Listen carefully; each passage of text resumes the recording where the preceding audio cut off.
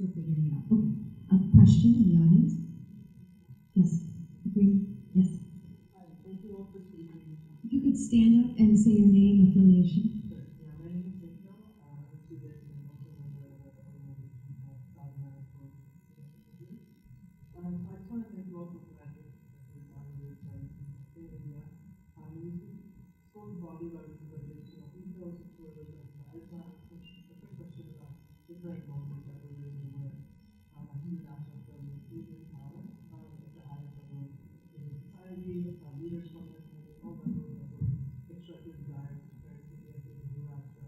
Information. So, as an African Hindu, as very devout to this place my heart, it's very comforting to see attacks on Muslim values in the name of my faith. So I just wanted to pose a question to all of you about what you think the responsibility should be of the larger community to deal with this violence that's being perpetuated in the name of I wanted to start specifically because I did get a call from Satana. I spoke to somebody who had urged me basically not to speak on this panel. And there was another organization that did the same thing. If we're going to have an honest discussion about what I do rightfully believe are important and concerning issues around extremist groups that have affiliated themselves with the current government, then we need to actually be able to discuss that. When people eschew that and ask them not to be on the panel, it makes it hard to actually move forward on these issues. I do share some of the concerns that Satana has. I do think some of their attempts to malign the organizers of this event were based on kind of a disingenuous proposal, and the evidence I've seen is circumstantial at best, and I don't think it even is fair. We have to look at, we're experiencing something in this country that's analogous. We have an administration where the rhetoric has emboldened some of the more xenophobic and extremist groups in the country to come out of the woodwork. But we do need to work with diligence to actually look at the political, ethno-involved, cultural, and economic antecedents that drive these things too, because in a lot of situations they're actually not religion per se. And we do need to look at what's the politicization of religion. But I do agree that the Modi government, because by default is the government, he's leading the government. So he, therefore, and his government has a due diligence and responsibility to make minorities in India feel safe. And he needs to be able to satisfy it and do a hold up a certain standard for that. Yes, and sure. Maybe if you'd like to address that. Quickly, I just wanted to give a perspective. I hear this all the time that, now there's a nationalist government and domestically will change, internationally will change.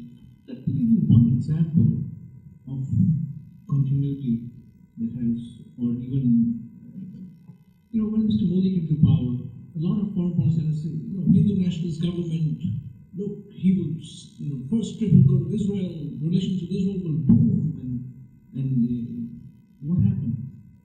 As a pragmatic prime minister, Mr. Modi went to the Arab world. He spent 2 years going around the Arab world, meeting the leaders of each and every important Arab country. Remember, 7 million Indians work in the Persian Gulf, sending $30 billion home. He spoke to them.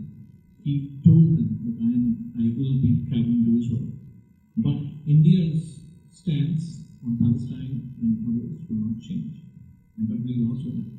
Now, today, what relationship India had with the Arab world under the Congress is even more enhanced. And the closest, the King of Saudi Arabia, President Abbas and Ramallah, even UAE, everybody honored Mr. Modi with their highest honors. And then he went to Israel. Not a speck of protestations in any Arab capital when he went to Israel. So the continuity domestically and internationally, and imagine Mr. Modi with all these investments that come from the UAE and from Saudi and the financial remuneration that Indian workers send $30 billion. Would he want to jeopardize that by rattling Hindu-Muslim tensions in India? As a foreign policy analyst, okay.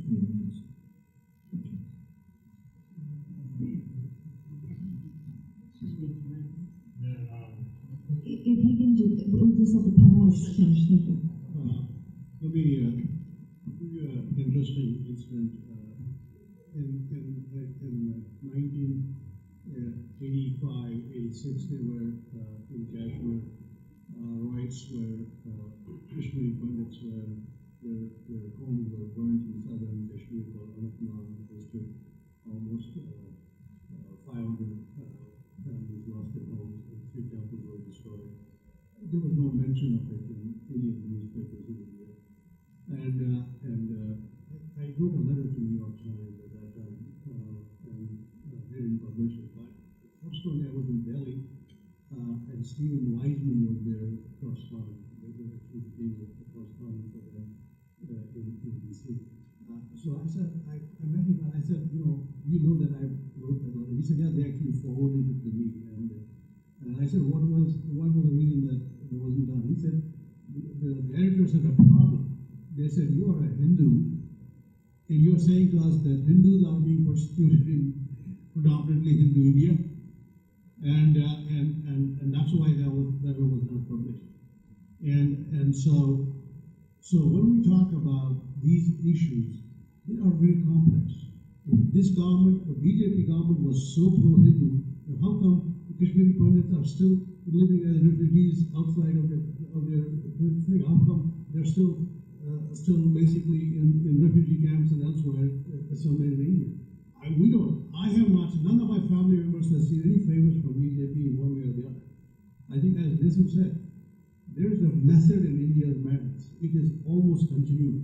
It doesn't really change. I mean, media can obviously, political parties can obviously exploit it any way they want to. The reality is, even I will accept, even as much as I'm an aggrieved party, that by and large, the Constitution of India is still secular. By and large, everybody still follows it. And the challenge that people of the country possess is really to be able to kind of read between the real news and the fake news and be able to accord. I think we just heard from Mani here. I mean, she talked about how other countries react to the same news in a very different manner than how India portrays or Indian press portrays the same news in India. I think you have to be very careful in not feeling that thing, but I will tell you, I am in a minority, and none of my traditions, none of my things have been taken care of, and I'm a Hindu. Just real quick, maybe keep your remarks to about a minute and a half. They are going to kick us out of the room. We have food also. So if all the panelists can have their closing remarks in addressing that question or any other things within 1 minute or 2 minutes, and then I'll play the video, and then we have refreshments also. Sure. So quickly, I think it's important to be careful about how you choose your words in this, right? If I were to take the same approach to America today, right, I would say a nationalist, protectionist government has made America into a racist, gun-toting place. But you're walking around with the kurta on, nice and safe in DC, right? And as I am with the beard walking into this place, it's not representative of what's happening. Right? The fact is, in India, yes, there have been moments of violence that have been reported that are bad, and they're bad things. They've broken the law, people have been lynched. The purpose of the government is to make sure people feel safe, law and order is taken care of. Right? If you want to say stuff that the government is saying, then you got to listen to all of it. Right? You have the government setting up commissions to deal with this right now and asking the state police to do their job. That's the same Modi that you're saying isn't doing something about it. Right? You have inclusion, which is a lot of topics, right? It's not just about faith. But you have never heard, and I'm not defending anyone, but you've never heard the Prime Minister get on the red horse and say, make sure that we have toilets for women. That's not just Hindu women, by the way. It's also Muslim women. You never have a Prime Minister get up and say, hey, we're going to have clean energy, or we're going to have clean air. Those are also statements of something that would be considered progressive, maybe? I think that if you're going to call something as being a blatant statement of guilt by association of the word nationalism, then use what's said and what's not said, right? You have a prime minister who has now put lynching on, whether you agree with death penalties or not, on the cards for violence against women, right? Okay, so action's happening, something's been said, something's been done. Yes, maybe in other places things haven't been said, but you have to judge. You can't judge someone based on what hasn't been said alone. You also have to hear them for what they do say and the actions they do take. If you selectively choose the ones they don't, this is why we voted for Trump. It's why we voted for Modi. 60% of India did not decide that, that we want a bigot in power. Right? You have to have faith in democracy if that's the case. And if you want democracy to change differently, like we're working on here in America, if you choose to believe that way, you get on the ground and talk to your neighbor. Thank you.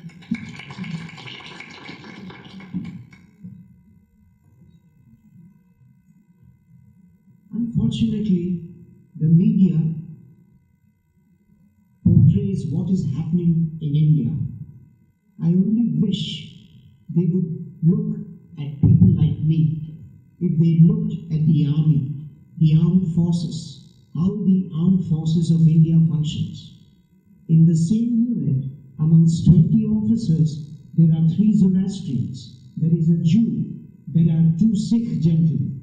So, and there is absolute harmony. There is a single aim.